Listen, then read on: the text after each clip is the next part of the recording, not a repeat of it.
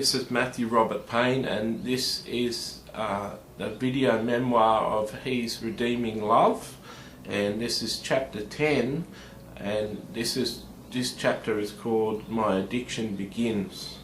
While I was living with my cousins, one of them, Mark, took me to his work at the naval shipyards in Sydney Harbour. We had to get off the train at King's Cross, and as we got off the train at King's Cross, he told me it was King's Cross and that it was the infamous red light district of Sydney, where you could see and meet street walking prostitutes. Well, as a person who had grown up with pornographic magazines and the news on TV, it wasn't news to me that prostitutes hung out in King's Cross. And as a hot-blooded male, I was certainly interested in seeing what was to be seen in that place. So we left the station and came up into the street, and we hadn't gone halfway down the street before I saw what appeared to be a prostitute, and I could tell what she was simply by the miniskirt and the way she was dressed seductively. And as we passed her, she asked me as I was looking at her, she asked me, would I like a lady for a short time? This really intrigued me, and I was flabbergasted, to say the least. I was really taken by surprise that she'd been so bold and just asked me that question. So without trying to give anything away to my cousin Mark, I continued down the street, walking towards his naval base with him, but inside my heart was racing. I said no thanks to the lady, but inside I was, my mind was running at 1,000 miles an hour, thinking, how could I get back to see this woman and or one of these women that hung around King's Cross as a prostitute. And I was wondering within myself how much these women cost to hire their services. My cousin showed me his naval base, and he went in to collect something that he had to collect, and I waited outside, and then he came out with what he had to collect, and we went back through King's Cross, and I saw another couple of prostitutes, and once again got excited, and we left and caught a train. My mind was running wild. The next day after work, I caught a train to King's Cross, and I had $100 in my pocket that I was willing to spend. I was taken by surprise when I walked up to one of the ladies, and she asked me, would you like to see a girl? I was surprised essentially at the fact that when I asked her how much it would cost, she said $20. Now, this would have been in 1985, and $20 wasn't a lot of money. I came with $100 prepared to spend that, and I found out that the $100 in my pocket could allow me to see 5. I couldn't believe it. $20 was a real shock for me, and I couldn't believe that with the money in my pocket I was actually going to be able to have sex with this woman before me.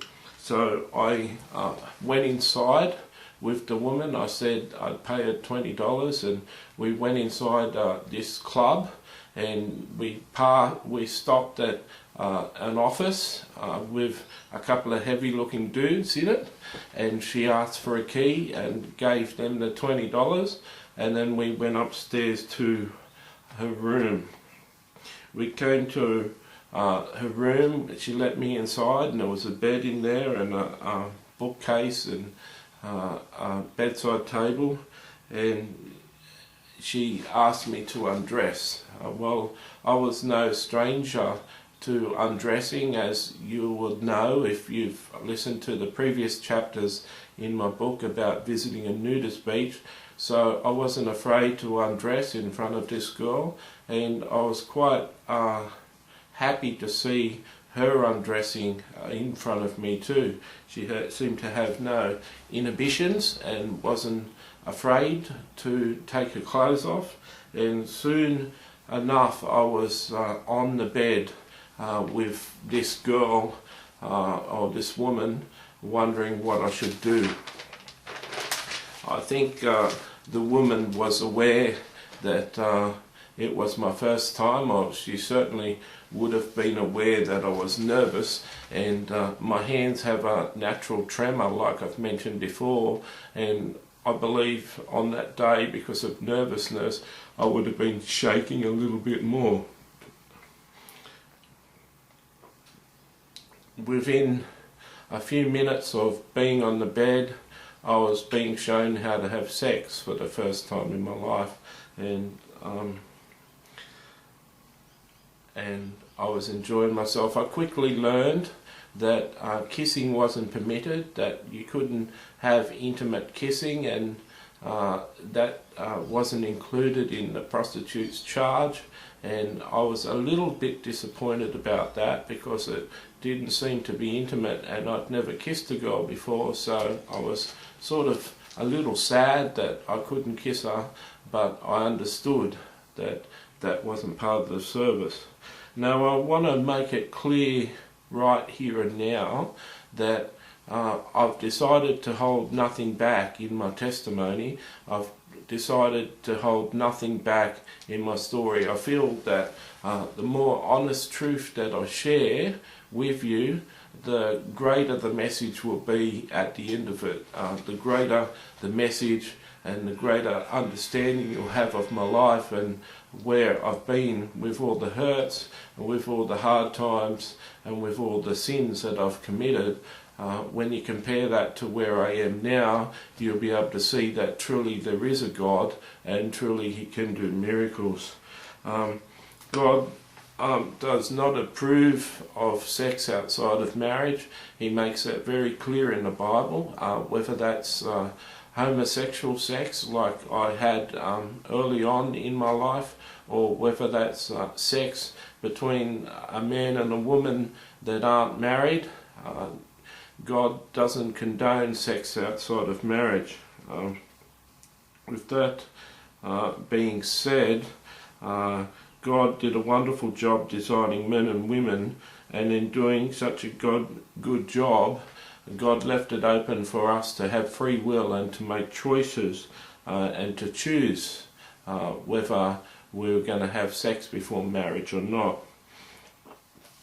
The good thing about God and the sad thing about our condition is that God created us with free will. He didn't create us with to be robots, like we're ordered round and pulled on strings by God, where we've got free will and we've got the choice to be able to do what is best for other people and what is best for God, or we've got the choice to do whatever we feel like.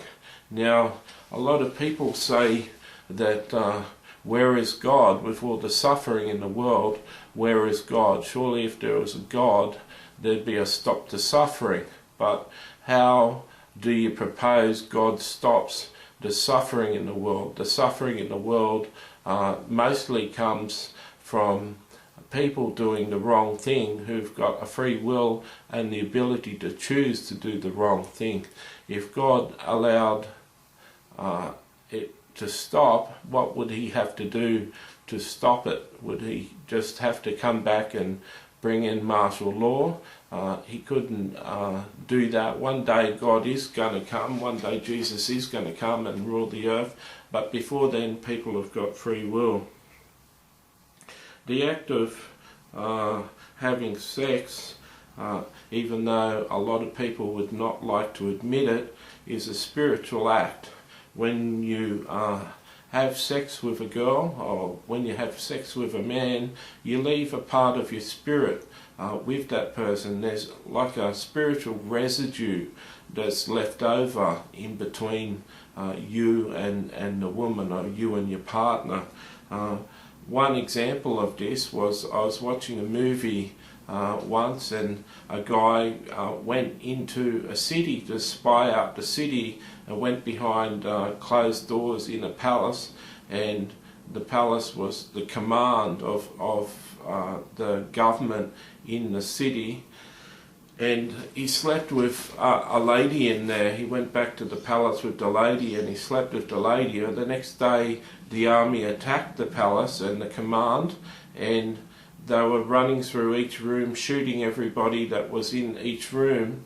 And when the man came to the room and found the lady that he'd slept with, he hesitated and he didn't shoot her. Another man came through the door and saw his hesitation and shot the woman. My dad asked me after the movie had played, because you couldn't press the pause button in those days.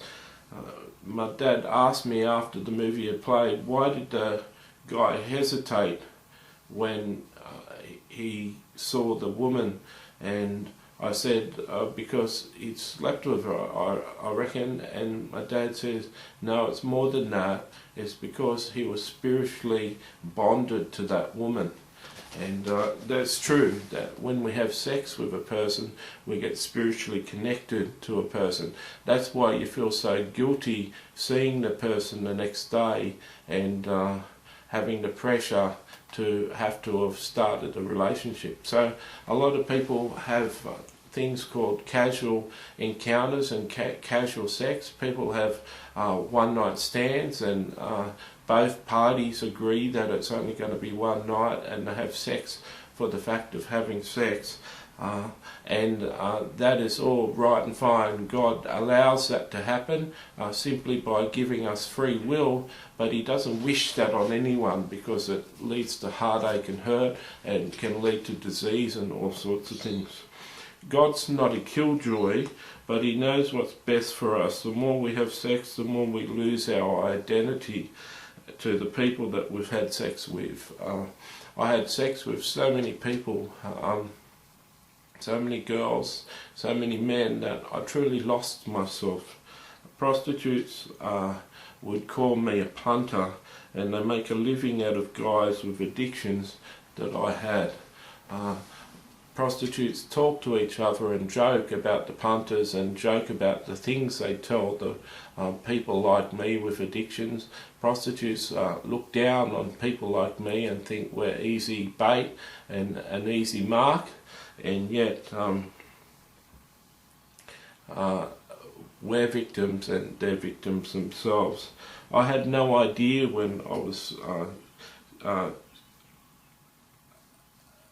when I visited this first girl, this first woman, I had no idea that it was going to start an addiction in my life that was going to cost me a lot of money. I had no idea that addiction was going to put me through so much heartache and so much pain and keep me broke for so much of my life.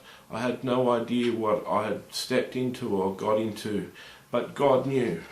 God knew what I'd started, and it's amazing that God stuck by me, even though I wasn't going to church and I wasn't talking to him. He was there. Jesus was there. I don't own a house today. My two brothers and my sister own their own house, and I don't own a house today because of this addiction. You, like me, might say sex is a gift to us and it should be enjoyed. You as an adult should be able to choose what you do with your own body, right? Yes, you are right. Yes, you are allowed to choose. God created you free to choose. But in the Bible he makes it clear that what's right and wrong. Is God ashamed of prostitutes? Does he despise them? Does he despise them? Is he ashamed of prostitutes? No, 1,000 times no. In fact, Jesus was descended from a prostitute. Jesus' flesh line, the line of flesh, which was Mary, was descended from a prostitute. Rahab, similar to the story I told you before about the man storming the palace. The spies of Israel, Joshua's spies, went out into the city of Jericho and cased out the city and worked out how they were going to attack it. And one of the spies met Rahab, which was a prostitute in the city, and she found out or understood that they were strangers and they were Israelites, and they had a big reputation of their God fighting for them and doing mighty things. And she said, please don't kill me when you come to attack my city, but take me with you. I want to serve your God. And so Rahab had a husband from the Israelites, and from that husband from the Israelites, the baby Jesus was descended from. And not only was he descended from Rahab, but also there was a woman in the Jewish custom. If an older brother had a wife and the older brother died, the next youngest brother had to marry that wife and bear children with her, and just to keep the older brother's family name alive. It was a rule in Jewish families. And one time an older brother died, and the next younger brother married the woman, and then the next younger brother died, and then it was passed on to the next brother, and that brother refused to marry her, breaking the Jewish law. He didn't want to be with a woman that had been with two of his brothers for any reason what it was. She thought that was unfair, that he was breaking the law, and pleaded with her stepfather, and her stepfather sided with his son and chose to break the Jewish law. So what she did, she dressed herself up and disguised herself and dressed herself up as a prostitute on the day that she was ovulating, on the day that she would fall pregnant. And when the stepfather came across her, she offered her services to him for sex, and the stepfather agreed. And he said that he didn't have the money to pay her, and she said that she'd keep his staff and something else as a security against the money. And he said that he'd come good with the money. Well, he had sex with her, she fell pregnant. Later on, when she wasn't disguised, the stepfather found out she was pregnant, was going to stone her for being an unfaithful woman, and she brought forth the staff and the security that he'd given her, and she said that the son I'm having is your son. This is your staff. Stepfather, I think, had gone back to pay her and couldn't find her because she disappeared, and so she still had his staff, and or whatever he gave her. I'm pretty sure it's a staff.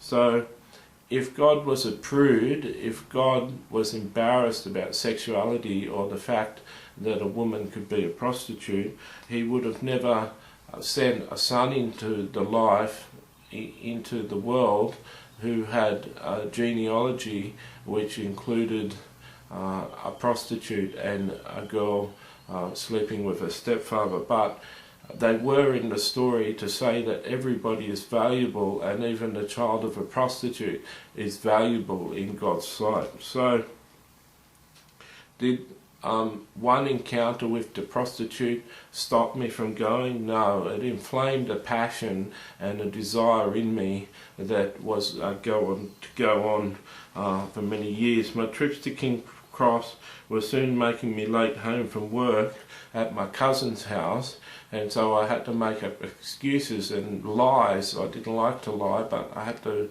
lie to excuse myself and make up reasons why I was late home. That's a problem with sin. Once you're doing something that's not right, often you have to do something else that's not right to cover that up. And what I was doing was lying about coming home. I soon moved out of my cousin's place and didn't have to lie about my whereabouts because I was staying in a boarding house and no one seemed to care. I soon learned that the older ladies were prostitutes during the day in King's Cross, but on Friday and Saturday nights or at night time the younger girls came out into King's Cross. And being young myself, 18 years of age, I certainly liked sleeping with girls that were 20 and 21 or my age.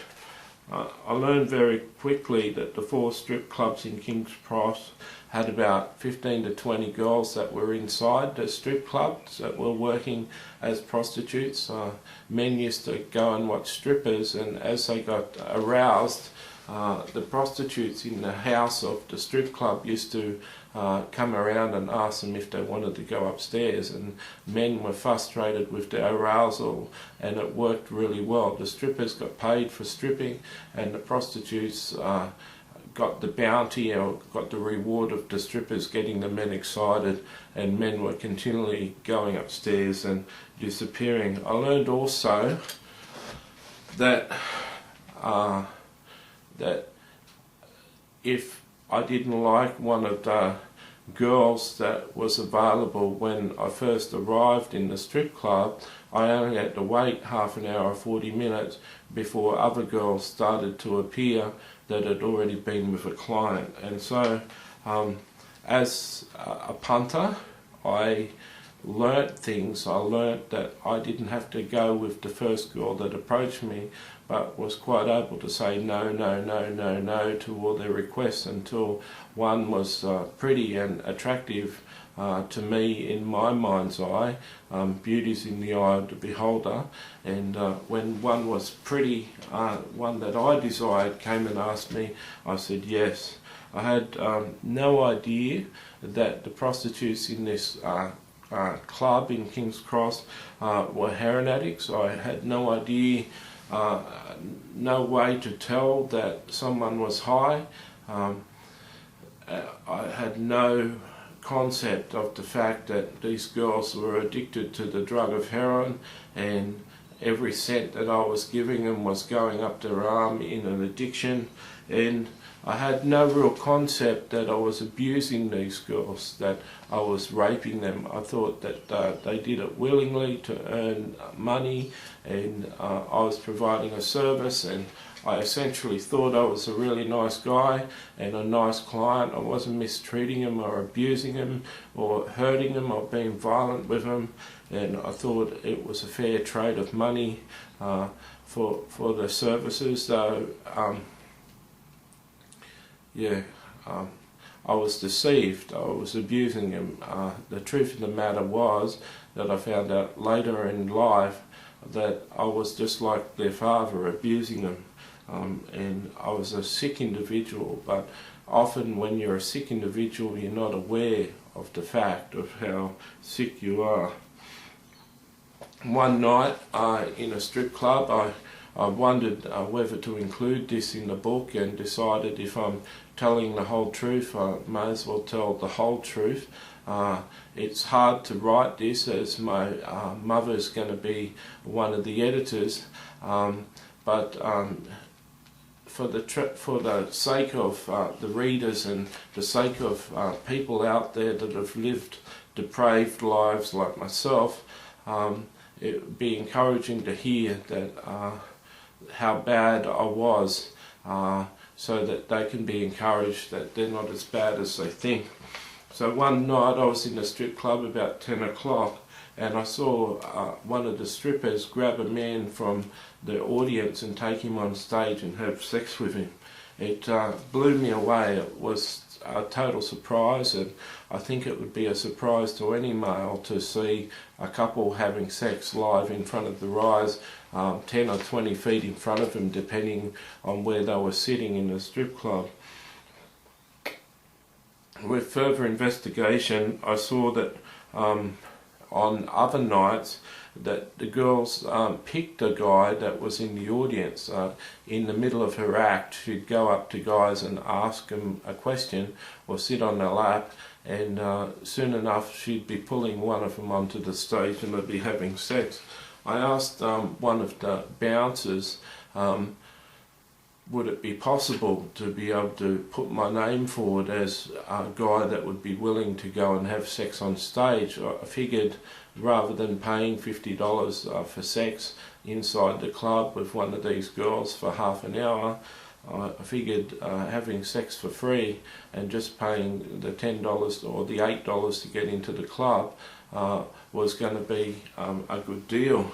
I was used to being naked in front of people from the nudist beach, so I had no problems in being naked in front of other men, and I'd been with other men before, as you realise in my testimony, so I had no inhibitions about going on stage and having sex with a girl, and that's exactly what I did. The next week the bouncer arranged the girl to ask me, and in the middle of her stripping routine she come and sat on my lap and asked me, whispered in my ear, are you the one that's coming forward and to have sex? And I said yes, and so she got off my lap and took most of her clothes off over the next couple of songs, and then came back and grabbed me and pulled me onto stage, and I had sex for the first time on stage, and I thought I was in my element because I was getting the sex for free. There was also that element of performing, that I understand how actors feel performing on a stage in a play or performing on film, that there's this certain element that you're the star, and so I used to enjoy that too. So that became a regular pit stop for me on a Friday or Saturday night when I went into the city. I found also that I was in a lot better frame of mind when I went out to nightclubs and pubs when I'd already had sex on stage. I wasn't desperate or needing to have sex because I'd already had sex, and so I was a lot more calm and relaxed when it came to picking up girls at clubs or going out with my friends to clubs. As you can see from that story, I've become a pretty depraved sort of individual. Certainly not the behaviour of the young Christian boy that I used to be. Certainly a surprise for my mother to read this, and certainly a surprise for people in my family to read what I got up to.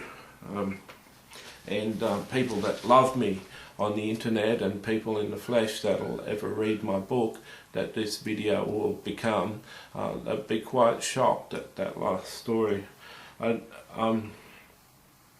don't have to guess really that my church days were over, that since I moved to Sydney I'd stopped going to church, and it would come as no surprise. There was so much guilt in my life. I lived with so much guilt. I didn't want to walk into a church. I certainly didn't want to sing songs and pretend that I was in love with God, or pretend that I was passionate about Jesus when I was doing so much sin. And essentially, if you're a Christian, that's essentially one of the reasons why your non-Christian friends and non-Christians that you know don't go to church. Is they're living a life oftentimes where they know they're doing bad things and doing wrong things, and they feel too honest about themselves, and they don't want to be hypocritical, and they don't want to give up their lifestyle, so they don't go to church.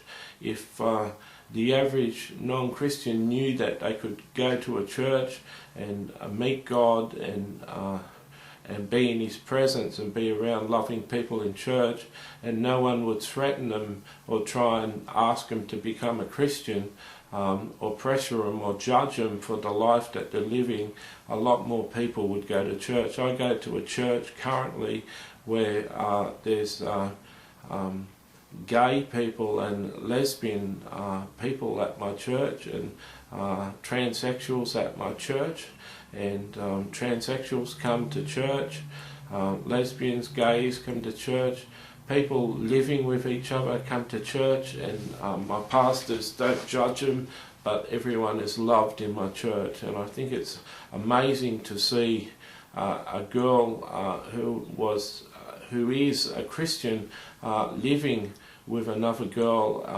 and in a sexual relationship with the other girl, but she's still praising God.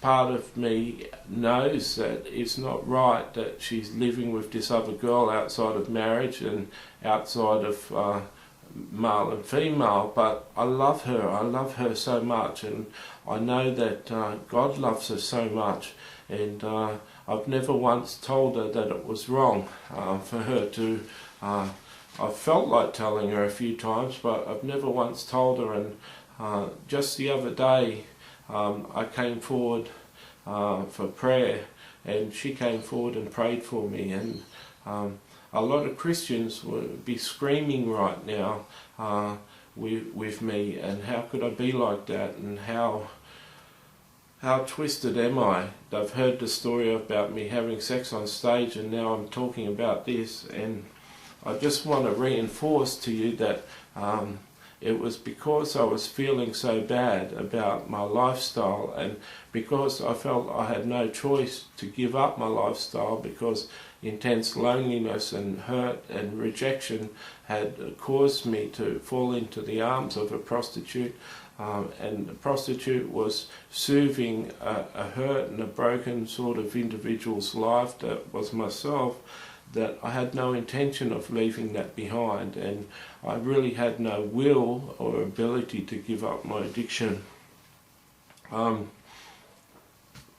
was a few months into the addiction, perhaps 6 months into the addiction, when I met the girl in my accounting course, and it was just a few months into our friendship where we used to meet for dinner in between classes, and it was at one of these dinners that we're having dinner in the cafeteria that I asked her how many Valentine's cards that she'd got, and she said she didn't get a Valentine's card, and I blushed a little bit and then stepped up the courage, and instead of her being the rel or the other girl that was on the beach that was my friend, instead of having a friend that I didn't ask to date, I asked her out on a date. I was happy that she accepted.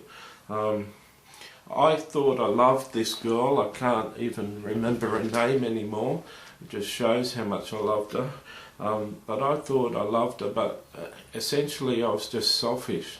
I liked kissing her, I liked holding her hand, I liked being in her company, and I liked having sex with her. She was a virgin when I met her.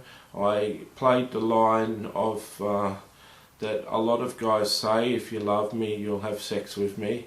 And I did a guilt trip on her, and she consented and gave away her virginity to me. And once again, I don't boast in what I did. I don't feel ashamed anymore because God's forgiven me for my sins, but I'm just being frank that I wasn't a nice person and I didn't treat her like a gentleman. I lost my job at the bank eventually and started work cooking hamburgers out of McDonald's, and soon after that she broke up with me. I dropped out of the accounting course, and we weren't meeting up once a week at the accounting course, and she asked me or begged me to get a better job, and cooking hamburgers was no job for a person who'd passed out of high school with all right marks, and but I didn't do what she told me to do. I didn't do her when she begged me to try and get some self-esteem and go for a job. And so she broke up with me. I'm never really sure of the real reason that she broke up with me, or the full extent of the reasons why she broke up with me.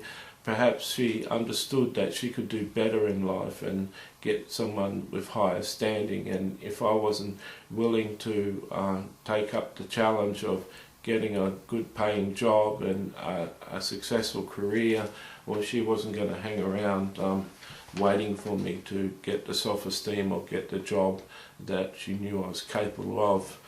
So I was unhappy. It broke my heart that she left me and broke up with me, but I sadly went back into the arms of the prostitutes.